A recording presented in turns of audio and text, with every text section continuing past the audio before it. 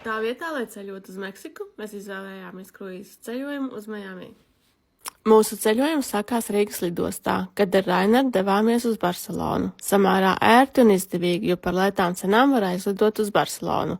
Barcelonas ostā mēs uzkāpam uz mūsu jaunajām mājām 17 dienu garumā.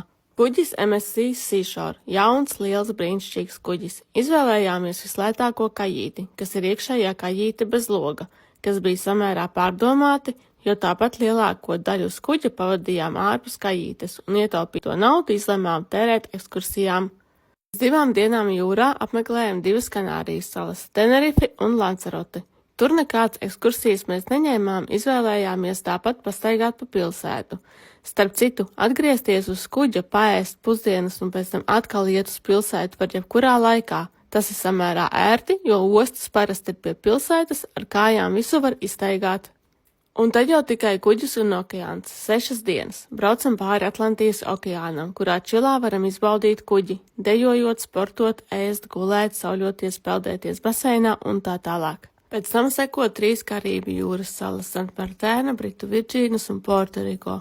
Tur gan mēs ņēmām ekskursijas un apskatījām salas. Starp citu, iesaka ekskursijas ņemt uz vietas salā, kad jau esi izgājis no ostas teritorijas. Tur ir daudz piedāvājumu un būs lētāk nekā no kuģa.